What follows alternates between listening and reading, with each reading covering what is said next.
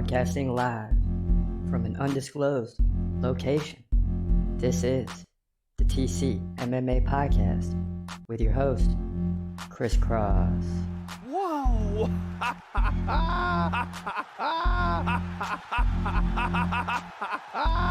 Dana White privilege. Let's go, baby! Let's go! Let's go! Let's go! Let's go, baby!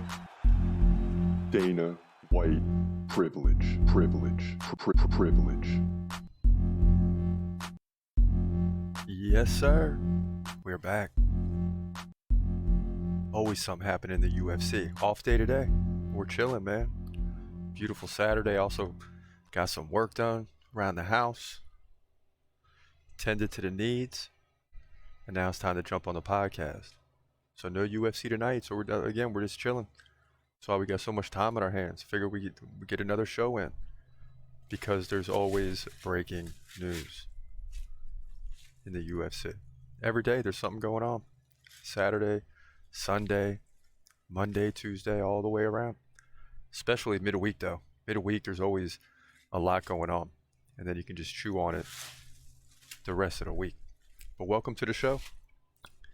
We got several topics to discuss. We'll get to the Q&A and some other things throughout the show. Like Nate Diaz, 100% guarantees Conor McGregor trilogy. Calls Leon Edwards best thing in the UFC right now. Yeah. Jamahal Hill versus Khalil Rountree Jr. booked for UFC 303. That's interesting. Jamahal Hill. Sweet dreams, Hill. Quick return. I like it. Second fight after the injury. He's going to be better. But Khalil Rountree Jr. is a tough fighter. And the UFC 302 card has been released. And it's pretty top heavy, according to Forbes. So these are some of the main topics on the show today. But let's begin first. First and foremost, Jamahal Hill versus Khalil Rountree Jr. at UFC 303. Right now it's the co-main event. Will it stay there? We'll see. You got McGregor at the top, so that's all that matters. And if you're Jamahal Hill, you're coming back in the second fight since the injury. It's paid off for Yuri Prochazka, Chris Weidman, and others. That first fight back, it just doesn't look good, like Alexander Rakic and the other two I mentioned. I expect Rakic to look better in his next fight as well. So Jamahal Hill wasting no time, and he wants to get right back into it after a quick finish loss to Alex Pereira. So let's get into that prediction right now. In the light heavyweight division at UFC 303, you got Jamahal Hill making a quick return, taking on Khalil Rountree Jr. He's 14-5. Jamahal Hill, 12-2. Just 2 losses. Keep that in mind. Hill, 3 inches taller at 6'4". He's 32. Rountree, 34. So Rountree's two years older. Jamahal Hill, 2-inch reach advantage, 79 to 77. He's both guys stand southpaw. Interesting. Kind of different, really, for both fighters. Used to facing mostly right-handed fighters. Hill, 7.2 significant strikes per minute. Way better than Rountree at 3.8 per minute. Neither guy looking to land takedowns. So Jamahal Hill, much more active. 73% takedown defense. That won't matter. Major setback or minor setback, however you want to look at it. Losing to Alex Pereira at UFC 300.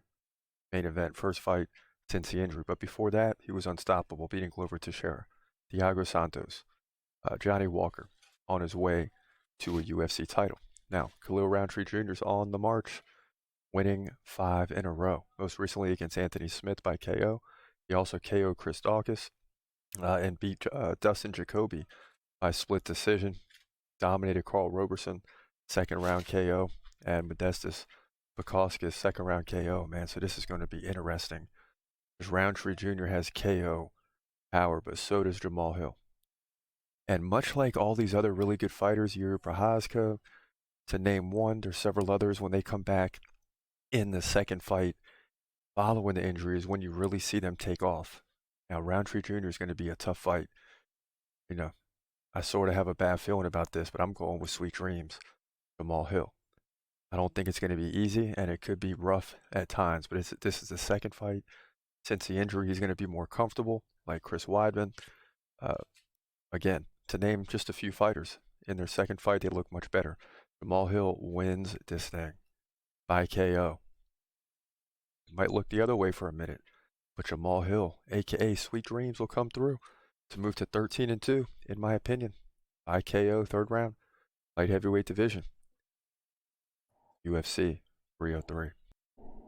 Yeah, so again, it's the second fight back from the injury, and I keep saying that because it's a big deal. And we've seen other fighters come through and look much better, like, pretty much back to their regular form in the second fight. You just have to dismiss the first return fight against Alex Pineda. That's a tough task. After the Achilles, that's a tough task. You could pretty much guarantee victory for Pineda, but it was for a title fight.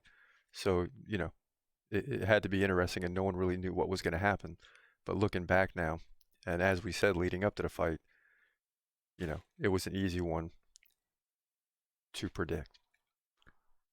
So Nate Diaz and Jorge Masvidal, and now McGregor, all eyeing comebacks in the UFC. Nate Diaz 100% guarantees McGregor trilogy. And again, all these fighters, at least they're fighting each other, because they're going to have a tough time coming back in the UFC when all these other guys are coming up. It's 3-4 years later, or maybe they had one fight during that time frame. All of them. Jorge Masvidal up to 3 has probably been the most active in the last 3 years, and that's not even active at all. So time is passing these guys by, and the talent is too. But at least Diaz McGregor trilogy would be interesting. See, these are now just money fights. These are not title fights. So it begs the question again: what are they trying to accomplish here? What are they trying to accomplish? Just money fights? That's what Diaz wants. But I still think McGregor wants title fights. He just needs to get in there and win a few, and then things will get real interesting very quickly. But at this point, we really don't know if that will ever happen again. I mean, just to be flat out honest, we don't know if that's going to happen again for McGregor. But I believe of the 3, he believes he can still win the title. Now, according to Forbes, UFC 302 is top heavy. And, you look at it there, Islam Makhachev and Poirier at the top. That's definitely top heavy. Then you got Sean Strickland, Paulo Costa, middleweight fight. Anthony Hernandez is fighting in the third fight. Jailton Almeida, Romanov, interesting. So then you got Aline Perez and Jocelyn Edwards. That's in the main card. Wow. So it falls off, pretty quickly. Nico Price, Alex Morono. I see what they do with the prelim main event. Always has to be a good one, but you got to have the 5th fight be really good too. Like at 300 when you had Bo Nickel. And I don't know about fight 5 right now. I think they could add one more and try to get it in there in the top 5. But that's really how it looks right now. Now, as we jump into the Q&A, the master saying Bo Nickel should have done a better research before he talked his stuff against Hamza. He said Hamza's been fighting random Europeans in his 5th fight. But Hamza's 5th pro fight was Ikram Aliskerov, which is crazy, who is a Sambo world champ and now a top 15 UFC middleweight. They don't want to talk about that, master. You see, you're bringing up facts now. They don't want to. He doesn't fight middleweight fighters. He hasn't fought anybody. Usman and Mearshart, I get it. But now's Robert Whittaker. We're going to see what's going to happen. More on Hamza. Hamza would derail their hype train. No way they let that happen. They'll find Bo some more cans to crash. Right, meaning Bo Nickal's not fighting Hamza anytime soon. That's going to be one that's going to be a title shot. So at least if one loses, they're still at the top. But yeah, they can't mess with that right now. Hamza is a bum. He's got no gas tank. People are intimidated. He was lucky. He'll be lucky to get through Whitaker.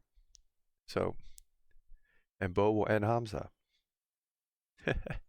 We'll see, man. You know, I highly disagree. I think Hamza beats everybody. It's real simple. You know, I've been saying this for a while. Nothing has changed. Hamza beats everybody. It makes no difference to me what the opinions of others are. I like to read them, and I'm curious. But at the end of the day, my opinion is the only thing that matters to me. And I laugh when I say that because that's how most of us are. My opinion is that Hamza runs through everybody. And, you know, he'll get to the top, like I said, 25-0. What is that, 12 more fights? At this rate, that's 12 years, but hopefully it's like 5. And he'll start to get older, and then there'll be some interesting situations going forward. I mean, the time is now. 5 years from now, he'll be 34. So the next 5 years are key. And I think he wins the title, and he holds it for a while. And then we'll see how he goes about his business as he gets up to 33, 34, 35. And I know you're all like, Chris Cross, you're crazy. But this goes back to what we talked about a few days ago. This is what we do when it comes to ranking fighters. We project them out. So in my mind, that's where Hamza is going until he loses. Then when he loses, then we'll have to reevaluate. But I don't think he does. And if he does, or when, that will come when he's like 35, 36 years old, when he's obviously getting older, and you're dealing with like the rising 30, 31-year-olds that are like 23, 24 right now. That's how these things tend to go. But for now, Hamza is projected very high in my book, and I'm not coming down with it or from it. You know what I mean? And that's what it is. Got the he hat on today. They won last night. Very happy. Very happy. Snuck into the playoffs. I mean, snuck in at the 8th seed. We got the Boston Celtics, who are unbelievable this year. But the Heat always bring it, man, in the playoffs. We might go down, but they're going to go down fighting. That's what I love. Just go down fighting. But listen, that's going to do it. For now, this your boy, Chris Cross. I hope you have a great day. And God bless. As always, peace.